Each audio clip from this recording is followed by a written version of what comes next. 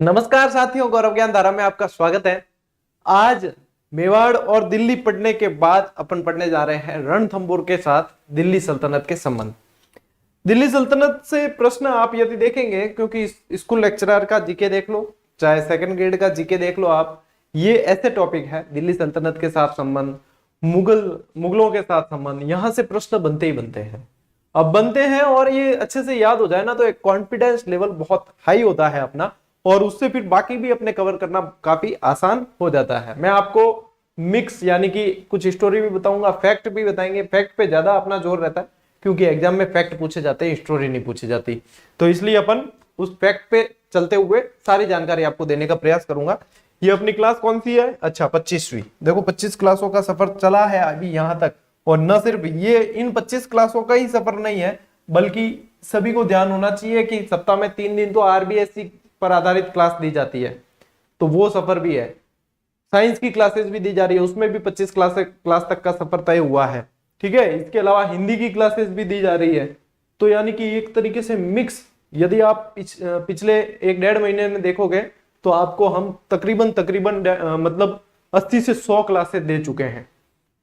पूरी ही तरीके से समर्पित है। हमारी एक छोटी सी टीम है जो आप लोगों के लिए हमेशा तत्पर है और आगे भी रहेगी। टीम जरूर बढ़ेगी, लेकिन प्रयास यही रहने हैं। आपसे फीस या कोई ऐसी चीज डिमांड नहीं बढ़ेगी, ये बात तो आप यहां से तय मानकर चलें। चलिए आगे बढ़ते हैं। रणथंभौर। अब रणथंभौर दिमाग में आते ही कि हाँ रणथंभौर, अब जैसे अभ्यारण्य में भी पढ़ा तो सवाई माधोपुर वाला क्षेत्र है। ठीक है, अब अभ्यारण्य में अपन पढ़ चुके, अब यहाँ पे क्या है, हिस्ट्री से संबंधित है। सबसे पहले आपको यह ध्यान होना चाहिए कि रणथंभौर में शासन किसका था? रणथंभौर में शासन था चौहान वंश। ठीक है, किसका था? चौहान। एक चीज तो ये ध्यान रखनी है। ठीक है, संघर्ष किसने किया? रणथंभौर के चौहानों का। तो देखो, मारवाड़ में कह दो, राजस्थान में, दिल्ली सल्तनत में सबसे ज्यादा गोड़ा दिया है नहीं, वो अलाउद्दीन खिलजी दिया है। यानी सबसे ज्यादा परेशान किया किसी ने तो अलाउद्दीन खिलजी ने किया है। तो मुख्य तौर पर आपको ये याद रखना है, अलाउद्दीन खिलजी। अच्छा, रणथंभौर का पूछे कि संस्थापक कौन था, तो रणथंभौर का संस्थापक था गोविंदराज। कौन था? गोविंद राज। ठीक है, ये गोविंदराज जो है, समझना इस चीज को, ये गोविंदराज जो है वो पृथ्वीराज तृतीय का पुत्र था। पृथ्वीराज तृतीय का पुत्र था। अब जब पृथ्वीराज तृतीय पराजित हो जाता है, ठीक है, मोहम्मद गौरी से तराइन के युद्ध में, उसके बाद में जो यहाँ पे पृथ्वीराज के भाई हरिराज का अधिकार हो जाता है, अजमेर वाली क्षेत्र की बात हो रही है। तब गोविंदराज कुतुबुद्दीन ऐबक से सहायता मांगकर यहाँ पे वापस शासन अपना लेता है। फिर बाद में रणथंभौर का शासन इनको दिया जाता है, तो ये रणथंभौर में चौहान वंश की स्थापना करता है। यहां तक बिल्कुल सिंपल है, कुछ भी ज्यादा लोड लेने की आवश्यकता नहीं है। गोविंदराज रणथंभौर का संस्थापक रहा है, चौहान शाखा का संस्थापक रहा है।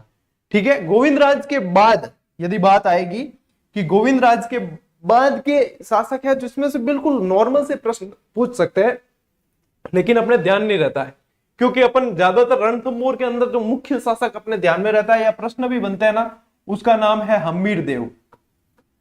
हम्मीरदेव चौहान। लेकिन हम्मीरदेव चौहान से पहले आपको कुछ शासक याद रखने होते हैं, जिसको याद करवाऊंगा मैं ऐसे कि देखो, विक्ट्री का साइन हमेशा है ना, फोटो खिंचवाते हो आप, देखो ऐसे किया जाता है, यानी कि ये विक्ट्री का साइन है, विजय का साइन है।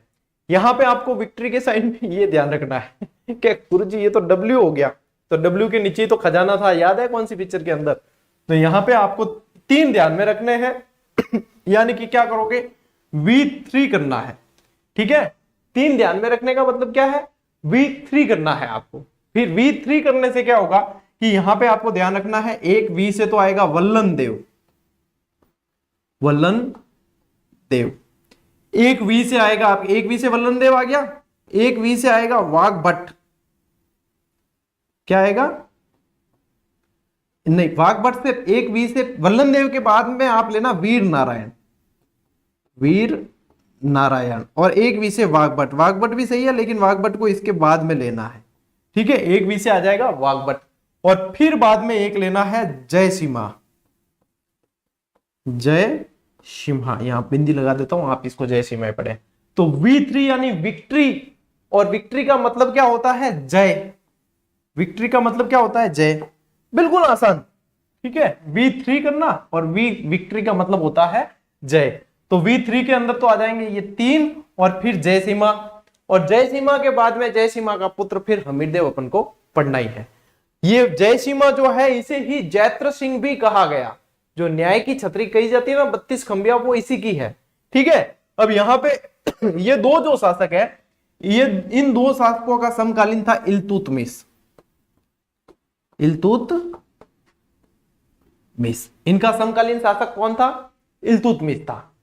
इसके बाद में यहां पे जो है इसकी समकालीन शासिका रही है रजिया सुल्तान। रजिया सुल्तान, ठीक है।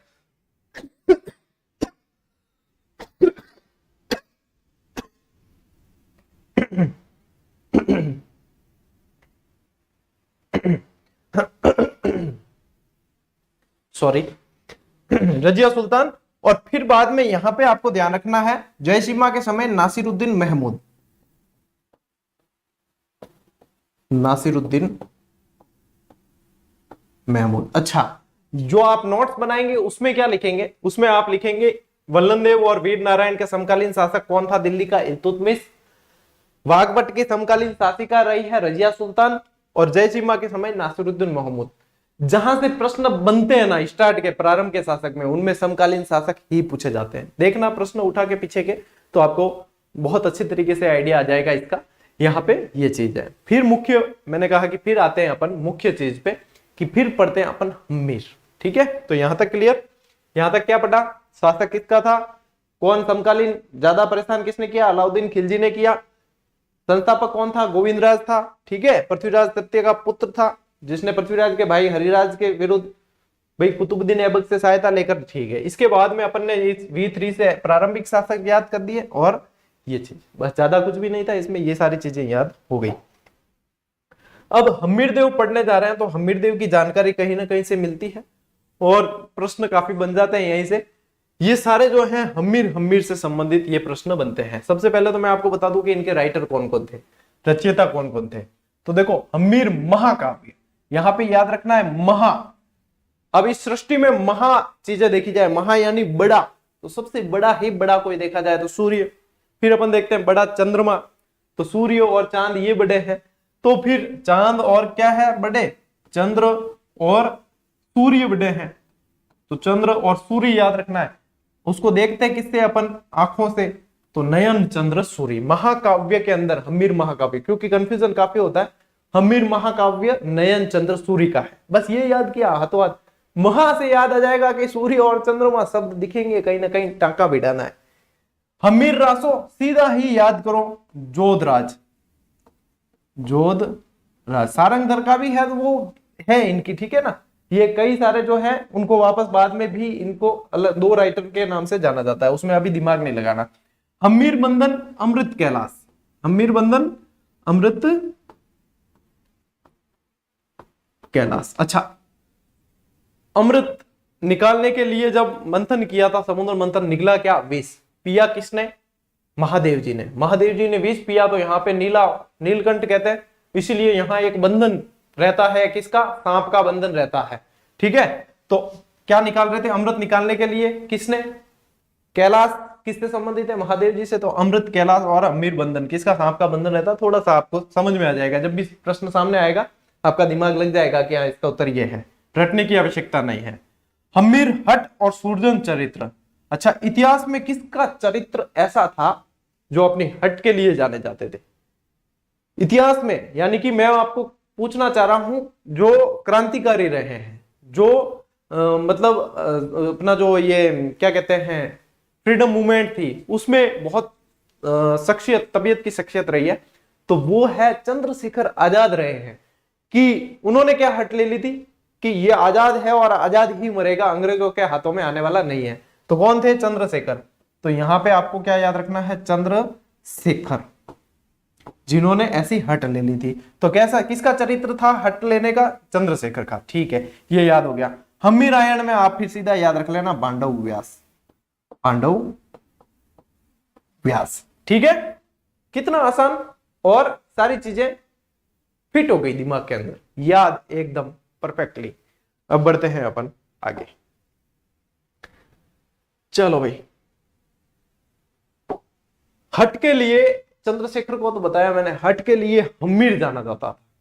सिंह गवन सतपुरुष वचन कदली फलत एक बार, तिरिया तिल हम्मीर हट चढ़े न दूजी बार। इस ये हम्मीर के लिए कहा जाने वाला कोटेशन है, पंक्तियां हैं, जो यदि आप देखोगे सिंह गमन, अब सिंह समन भी मिलता है सब जगह, ऐसा नहीं कि सिंह समन मिल गया तो वो गलत है। इसका अर्थ क्या होता है वो बताता हूं। सिंह गमन सतपुरुष वचन कतली फले एक बार, तिरिया तेल हम्मीर हट चढ़े न दूजी बार। यानी कि ये चीजें सिर्फ एक बार होती है, दूसरी बार नहीं हो सकती। कैसे कि कई चीजें सिर्फ एक बार ही होती है, जिनमें आपके जैसे आप देखोगे तो सिंह का संतान जनन, ठीक है, यानी सिंह का गमन करना सिंहनी के साथ में, वो एक बार। सच्चे लोगों की बात, केले में फल, केले का जो पेड़ होता है उसमें फल भी एक बार ही लगता है, उसके बाद में नहीं लगता। स्त्री को विवाह के लिए तेल या उपटन लगना, यानी कि तेल तिरिया तेल, ठीक है, यानी तेल चढ़ी हुई स्त्री, तो तेल एक बार चढ़ जाता है, उसके बाद उसका विवाह करना ही पड़े, चाहे कुछ भी होनी अनहोनी कुछ भी हुआ तो वो विवाह करना ही पड़ता है, तो वो एक बार ही चढ़ता है। इसी प्रकार हम्मीर देव चौहान जब हट ले ले तो ठानते और दोबारा विचार नहीं करते, और इस हटी प्रवृत्ति के कारण ही अलाउद्दीन और इनकी तकरार भी हुई थी। अच्छा, वो हटी प्रवृत्ति क्या थी?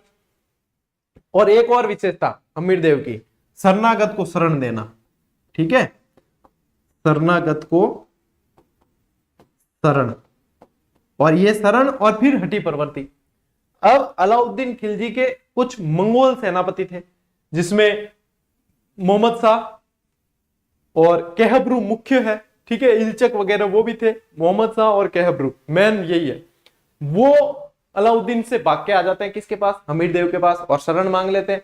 अब शरणागत को शरण देना इनकी विशेषता रही है, शरण देते हैं। अलाउद्दीन को पता चलता है कि ये वहां गए भाग के, फिर अलाउद्दीन कहता है कि इसमें मुझे दे दो, नहीं तो फिर अपने फिर क्या है तकरार होगी।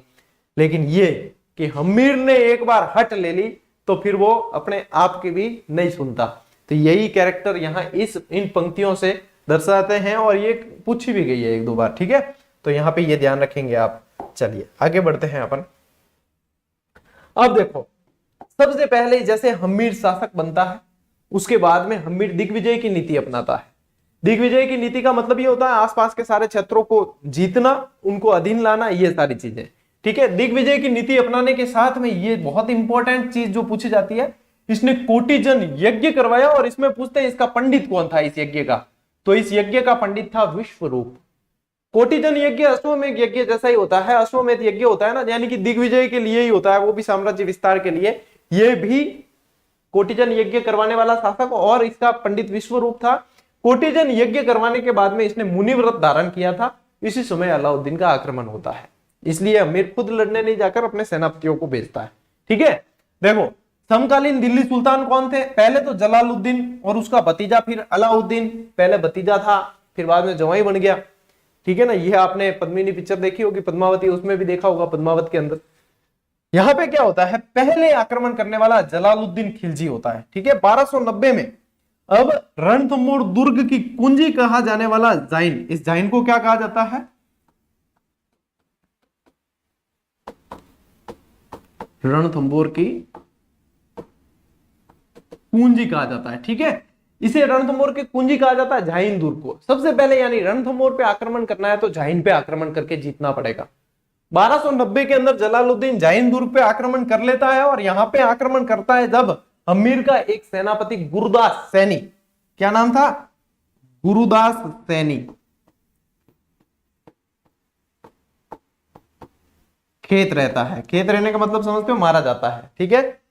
गुरुदास सैनी को मारकर कब्जा कर लेते हैं। राजी बड़े होते हैं ये जलालुद्दीन और इनकी सेना के, हाय शाबाश, अब तो हमने फतेह कर ली, पूरा रणथंभौर ही जीत लिया जैसे। यहां से आगे बढ़ते हैं फिर रणथंभौर दुर्ग की तरफ।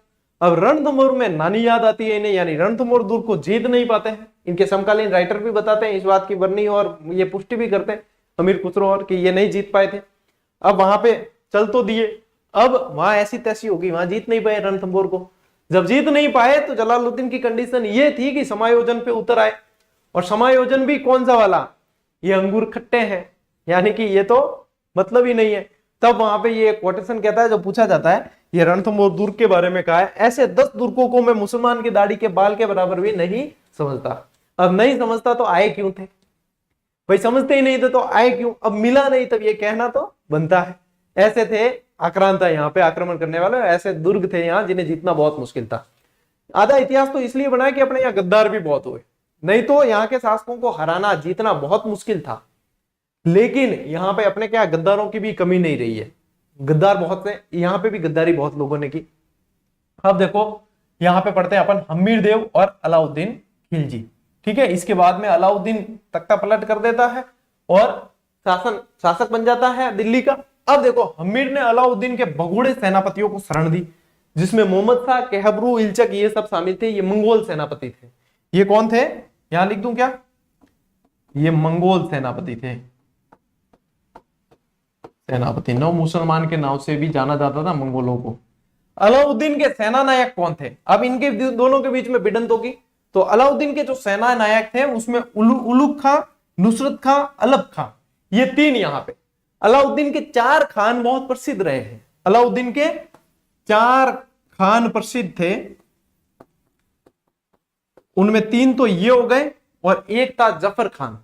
ये 4 खान थे, 3 खान ये हो गए, उलुग खां, नुसरत खां, अलब खां और एक था जफर खां। तो ये 4 खान के नाम से जाने जाते थे अलाउद्दीन। यदि आप इंडियन हिस्ट्री को पढ़ोगे तब आपको उसमें समझ में आएगा। हमीर के सेना नायक कौन कौन थे, भीम सिंह, धर्म सिंह, रणमल, रतिपाल।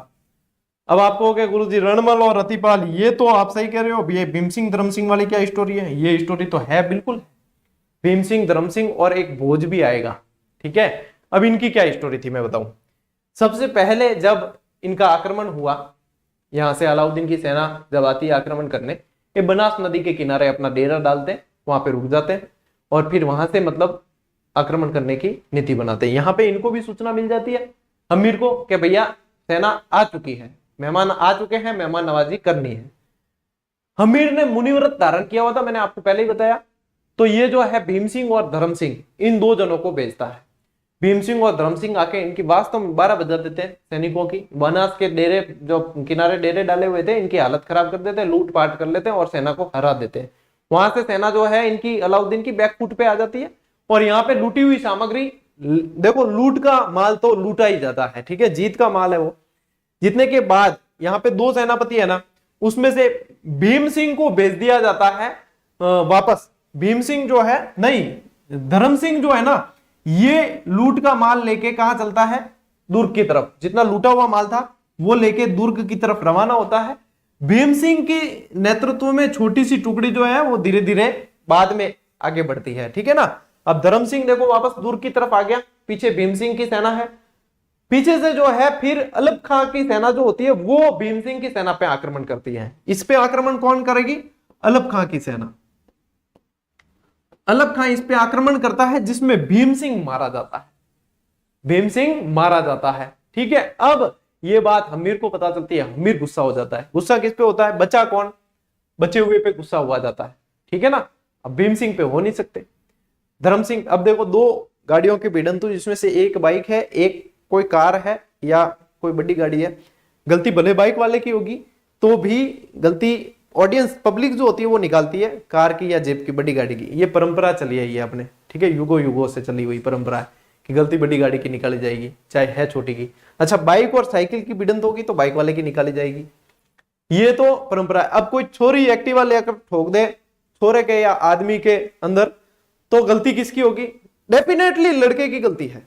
चाहे वो बाईं तरफ चल रहा है और लड़की जो है रॉन्ग साइड में आती है और ठोकेगी, गलती लड़के की है, ठीक है, क्योंकि परंपरा युगों युगों से चली आ रही है। मेरे एक रिलेटिव है, 50-55 साल के करीब है, सुबह सुबह मॉर्निंग वॉक पे जाते हैं। मॉर्निंग वॉक पर जाते हैं, एक बालिका यानी कि लड़की जो है स्कूटी लेकर आती है, फुटपाथ पर चढ़ाकर उन्हें टक्कर मारती है और फिर बाद में कहती भी है, क्या अंकल देखकर नहीं चल सकते क्या, कहां चल रहे हो। अब बिल्कुल समझाया कि अब फुटपाथ है भाया, रोड बटे है। ऐसी भी चीजें होती है।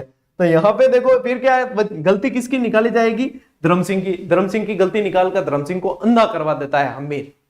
अंधा करवा के फिर भोज को, यहाँ पे एक भोज नाम का भाई इनके यहाँ पे होता है सेना नायक, उसको सौंप दिया जाता है कि भाई ये कर वर तू इकट्ठे करेगा ये सब। वो इसमें सफल नहीं होता है। धर्म सिंह वापस एक सिफारिश लगाता है कि मुझे आज्ञा दो, मैं अपने गलती का प्रायश्चित भी करूंगा और आपको बहुत सारा रेवेन्यू इकट्ठा करके दूंगा। फिर ये सर्वे सर्वा बन जाता है, बताते धर्म सिंह, और बहुत सारा रेवेन्यू, मतलब जैसे तैसे बस जनता से लूटपाट करके इकट्ठा करना है और देना है। लेकिन अंदर एक आग सुलग रही होती है, वो क्या, अंधा करवाया है इसको, बदला लेने की आग सुलग रही होती है। इस दरमियान यहाँ पे ये सारी चीजें चलती है, ठीक है। और रणमल और रतिपाल यहां तक तो भी ईमानदार थे, आगे जाके इनके भी मन में खोट आ जाती है। फिर यहाँ पे भोज को भी देखो पहले अधिकार दिए, फिर बाद में निकाला, भोज चला गया वहां अलाउद्दीन के पास। ऐसी उठापटक यहाँ पे हुई है। अब यहाँ पे ये चीजें नहीं भी लिखोगे तो भी दिक्कत नहीं है, क्योंकि ये चीजें डायरेक्ट पूछी नहीं जाती, ये सिर्फ आपको स्टोरी सुननी है, याद रखना है। अब कोई कहता है गुरुजी मेरे समझ में नहीं आया, वापस से प्ले करो वीडियो को, स्पीड भले ही कम कर दो, एक एक चीज बिल्कुल ही अच्छी तरीके से बताइए। अच्छा नहीं भी आया तो भी जो चीजें एग्जाम में पूछी जानी है वो तो मैं सारी स्लाइड में आपको नोट करवा ही रहा हूं, ठीक है ना। ये थोड़ी सी स्टोरी के भैया ये चीजें वहां हुई थी तो ये पिक्चर बनेगी दिमाग में क्या, हाँ ये चीज ऐसे हुई। जरूरी नहीं है पिक्चर डायरेक्टर और प्रोड्यूसर ही बना कर दें आपको, हम भी बना कर देते हैं जिन्हें टीचर कहा जाता है। रणथंभौर अभियान में नुसरत खां मारा जाता है। अब नुसरत खां मारा भी कैसे गया कि इस युद्ध में पत्थर फेंकने वाले यंत्र बहुत काम में लिए गए। जैसे ये एक यंत्र का फोटो मैंने यहाँ पे शामिल करने की कोशिश की है, जैसे यहाँ पे है ना भैरव यंत्र, ठिकुलिया, मरकरी यंत्र, मगरत, मजनिक, ये सारे पत्थर फेंकने के यंत्र उपयोग में लिए गए। और यदि आपको इसको और अच्छी तरीके से समझना हो या यंत्र देखने हो तो बाहुबली मूवी के अंदर देख लेना, उसमें भी ऐसे पत्थर फेंकने के यंत्र काम में लिए गए। ऐसे यंत्रों से ही एक जो गोला दागा गया वो दुर्ग की दीवार से टकरा के वापस आया, जिसमें नुसरत खां मारा गया। और ये प्रश्न इतनी बार बना है, बहुत बार, कि इनमें से मारा कौन गया था, उलग खां, नुसरत खां, अलग खां, जफर खां, ऐसे। नुसरत खां मारा गया था, उलग खां जिंदा रहा था, ठीक है। ठीक, चलिए अब ये प्रयोग में लिए गए थे। अच्छा, हमीरदेव के गद्दार रणमल, रतिपाल और सर्जनशाह, जब ये सब इंसिडेंट होता है तो अलाउद्दीन भी सेना लेकर आ जाता है और बताते हैं कि लगभग अलाउद्दीन ने यहाँ 1 साल घेरा डालकर रखा लेकिन जीत नहीं पाया या दुर्ग के दरवाजे नहीं खुलवा पाया। तब यहाँ पे रणमल और रतिपाल को इसने रिश्वत देके अपनी तरफ मिलाया और ये कहा कि हमीर के बाद रणथंभौर के शासक आप होंगे, ठीक है, ये हमारी तरफ से घोषणा। सर्जनशाह को भी मिलाया। अब सर्जनशाह क्या करता है बेटा, ये तो बहुत है ना दुष्ट था ये सर्जनशाह। इसने क्या किया कि वैसे तो देखो, यदि देखोगे तो यहाँ पे राजपूत शासक थे, वो खोलने वाले दरवाजे है नहीं, जब तक खाना पीना अंदर है तब तक तो खोलने वाले नहीं है। इसने क्या किया कि गौ मांस और रक्त मिला दिया आटे के अंदर, हड्डियों का चूर्ण मिला दिया आटे के अंदर। अब ये पता चलने पर वो उसके ग्रहण नहीं करते हैं, तब दरवाजे खोलने मजबूरी हो गई थी और रणमल रतिपाल ने तो गद्दारी कर ही दी थी। यहां पे ये चीजें आपको ध्यान रखनी है, ये सर्जनशाह का ध्यान रखना, और ये गद्दार थे इनके। अब इनका युद्ध होता है और हमीरदेव यहां पराजित होता है और रणथंभौर पे अधिकार कब हो जाता है, 11 जुलाई 1301, यहां पे इसका अधिकार हो जाता है, ठीक है। रणथंभौर विजय के बाद अमीर खुसरो कहता है कि आज कुफ्र का गढ़ मुस्लिम हो गया। अब इतिहासकार इसमें भी मतलब एक राय नहीं है, कई जने कहते हैं कि ये कहा था अलाउद्दीन खिलजी ने, जिसे अमीर खुसरो ने लिखा। तो यानी ये भी पूछ सकते हैं कि अलाउद्दीन खिलजी कहता है कि आज कुफ्र का गढ़ मुस्लिम हो गया। कुफ्र किसे कहा जाता है, धर्म विरोधी। कुफ्र का मतलब क्या होता है, धर्म विरोधी। तो अपने दिमाग में ये भी आता है, क्या अमीर धर्म विरोधी था, अलाउद्दीन के लिए था, अलाउद्दीन के लिए काफिर था भाई, वो उसकी दृष्टि से देखेगा तभी तो कहेगा ना। अपनी दृष्टि से धर्म विरोधी था ही नहीं, धर्म का रक्षक था, शरणागतों का रक्षक था, ये सारी चीजें, लेकिन उसके लिए धर्म विरोधी था। तो कि आज कुफ्र का गढ़ मुस्लिम हो गया, ये कुफ्र का गढ़ था रणथंभौर, ये मुस्लिम हो गया, यानी कि हमने इसे जीत लिया। यहाँ पे ये चीज है। हमीर की रानी जिसका नाम था रंग देवी और पुत्री देवल दे, पुत्री का नाम पद्मला भी मिलता है, ठीक है, देवल दे, ये पद्मला तालाब के अंदर कूदकर आत्महत्या कर देती है, यानी कि इसे जल जौहर कहा गया। अब एक बात क्लियर कर दूं, जौहर जो होते हैं अग्निकुंड में समाकर ही किए जाते हैं, तो रंग देवी ने बाकी रानियों के साथ में अग्निकुंड में समाहित होकर जौहर किया था। लेकिन काफी सारे इतिहासकार और 2017 के पत्रिका के एक पूरा लेख आया था, उसके अंदर रंग देवी को भी जल जौहर करते हुए बताया गया है। वैसे देवल दे जो थी वो पद्मला तालाब में कूदकर इसने आत्महत्या की थी, जौहर जो किया था वो रंग देवी ने चिता में ही समाकर किया था। तो ये चीजें आप दिमाग में क्लियर रखा करें, ठीक है। वैसे राजस्थान का एकमात्र और पहला जल जौहर इनका ही माना जाता है, रंग देवी का नाम आता है, और आयोग प्रश्न पूछ भी चुका है और मान चुका है कि जल जौहर इनने किया है। मैंने दोनों ही चीजें बता दी, जैसे भी पूछे याद रख लेना। पद्मला तालाब में कूदकर आत्महत्या कर देती है। और यहाँ पे एक चीज ध्यान रखोगे कि अमीर के पिता की छतरी, जिसे न्याय की छतरी कहा जाता है, इसे 32 खंबिया छतरी भी कहा जाता है, जो रणथंभौर में है। 32 खंबा छतरी भी कहा जाता है, जो रणथंभौर में है। ठीक है, अब यहां पे इसके बाद की स्टोरी क्या होती है देखो। चलो ये अंतिम स्लाइड आई, तो मैं आपको इसके बाद की स्टोरी बताता हूं। इसके बाद की स्टोरी ये है कि अब यहाँ पे ये, चलो अमीर का तो आपने सुन लिया कि ये किस्सा खत्म हुआ और ये संघर्ष था इनका, लेकिन मोहम्मद शाह और कहबरू और उनका क्या। और मोहम्मद शाह के साथ में ये भी स्टोरी है कि अलाउद्दीन की एक मराठा बेगम थी चिमना, उसे और लेकर भाग गया, उसे और लेकर आया। अच्छा खुद अकेला भागा तो मान लो अलाउद्दीन छोड़ भी दे, बेगम को लेके भाग गया। अब तो भाई बूंदी पसीना, भाई राजा ने कोई, राजा की कोई रानी को ही ले गया, भाई अलाउद्दीन की बेगम को ही ले गया, तो अलाउद्दीन के नाक कट गई, फिर उसे लेना जरूरी। इधर से अमीर दे नहीं रहा उसे, क्योंकि वो तो शरणागत है, तो उसे भी लेना जरूरी। अब चिमना मराठा और ये सारी इनके कब्जे में आ गई, बहुत ही घायल अवस्था के अंदर, क्योंकि इन्होंने भी संघर्ष किया। ये मंगोल सेनापति पकड़े जाते हैं। अलाउद्दीन बड़े दरबार में इनसे पूछता है कि बोल तेरे साथ क्या सुलूक किया जाए, मार दिया जाए या छोड़ दिया जाए। यानी कि यही पूछा जाता है। मैंने आपको थोड़ा सा फिल्मी अंदाज में बता दिया कि यदि मैं आपके घाव आव सारे ठीक करवा के, चिकित्सा करवा के और आपको बिल्कुल दुरुस्त कर दूं, तो आप क्या करेंगे सबसे पहले। ऐसे ही जानने के लिए अलाउद्दीन जान रहा था। बेटे ये भी उस्ताद थे। मोहम्मद शाह कहता है सबसे पहले तो मैं तुझे मारूंगा। किसको कहता है? अलाउद्दीन को ही, मुंह पे। सबसे पहले मैं तुझे मारूंगा, उसके बाद में हमीर के किसी वंशज को ढूंढ के उसको वहां का शासक बनाऊंगा और उनकी आजीवन सेवा करूंगा। अलाउद्दीन बड़ा खुश होता है। अलाउद्दीन कहता है काश कि ये भाव मेरे प्रति हुए होते तो मैं तुझे कितना मान देता, सम्मान देता। और फिर आदेश देता है कि इनको मार दिया जाए, यानी कि उनको खत्म करवा देता। फिर बाद में भाई इनको पता है ठीक करवाने से क्या मतलब, ये तो मेरे को मारेंगे, तो फिर बाद में उनको मार दिया जाता है। ये स्टोरी यहीं पे समाप्त हुई। तो ये थी आपके क्या, रणथंभौर और दिल्ली सल्तनत के साथ में संबंध। अब अगली क्लास जो आएगी आपकी, क्योंकि अगली क्लास सोमवार को आनी है आपकी इसकी, क्योंकि ये शुक्र शनि रवि को आरबीएससी की क्लासेस आएगी। अगली क्लास जो आएगी वो जालोर और दिल्ली सल्तनत के संबंध के संबंधित आएगी। देखो धीरे धीरे कोर्स पूरा होने की तरफ बढ़ रहा है और उम्मीद कर रहा हूं कि साथ साथ याद भी हो रही होगी चीजें काफी सारी आज की इस क्लास में। अच्छा बीच में किसी को कोई स्टोरी समझ में नहीं आया या कुछ गड़बड़ हो ना, तो क्लास रिकॉर्ड रहती है हमेशा ही, आगे पीछे करके आप अपने हिसाब से देख सकते हो। ठीक है, काफी 3-4 दिन से कुछ समस्याएं चल रही थी, तो मैं पीडीएफ नहीं दे पाया हूँ, एक साथ दे दूंगा जैसे ही फ्री होता हूँ। ठीक है, कुछ देखो चीजें चलती है तो हर चीज बताई तो नहीं जा सकती, लेकिन फिर भी जो है मैनेज करते हैं। मैं आपको बहुत जल्दी पीडीएफ दे दूंगा, टेलीग्राम पे मिलेगी पीडीएफ। आप लोग अपना प्रेम और स्नेह सहयोग ऐसे ही बना के रखें। मिलते हैं अगली क्लास में, अगले वीडियो में। तब तक के लिए राम राम, जय हिंद।